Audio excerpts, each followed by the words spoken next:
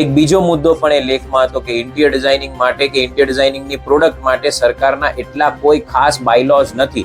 હું એવું કહેવા માંગુ છું કે જેમ આર્કિટેક્ટ માટે બાયલોઝ છે, ઇન્ટિરિયર ડિઝાઇનર્સ માટે પણ બાયલોઝ હોવા જોઈએ. અને આ બાયલોઝથી જ તમે ઘણી બધી વસ્તુઓમાં સેફ થઈ શકો છો.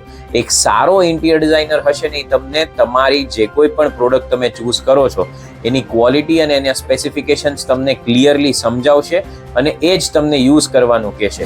આજે ભણેલા ગણેલા જે કોઈ પણ ઇન્ટિરિયર ડિઝાઇનર છે ને, એ હલકી પ્રોડક્ટ્સ યુઝ નહીં કરે, પણ જેમને એમનેમ જ ઇન્ટિરિયર ડિઝાઇનિંગનો બિઝનેસ ચાલુ કરી દીધો છે અને તમને ઇન્ટિરિયર ડિઝાઇનિંગની સલાહ અને ડિઝાઇનિંગ આપે છે, એ તમને કાંઈ પણ યુઝ કરાવડાવશે.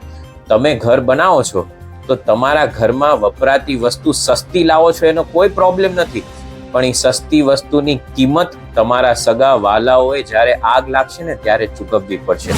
કારણ કે એમાંથી પેદા થતો ગેસ અને ક્વિકલી લાગતી આગ, આ બંને તમારા સગા વાલાઓની જાન લઈ શકે છે. તો રિસ્ક ફ્રી ઇન્ટિરિયર કરાવવા માટે સારા અને ભણેલા ઇન્ટિરિયર ડિઝાઇનરને હાયર કરો. અને આવા જ ઇન્ટિરિયર ડિઝાઇનરની એકચ્યુઅલમાં જરૂર હોય ને, તો આજે જ ડિઝાઇન જાદુગરને સંપર્ક કરો, કારણ કે અમે ક્વોલિટીમાં ઝીરો કોમ્પ્રોમાઇઝ કરીએ છીએ. Thank you.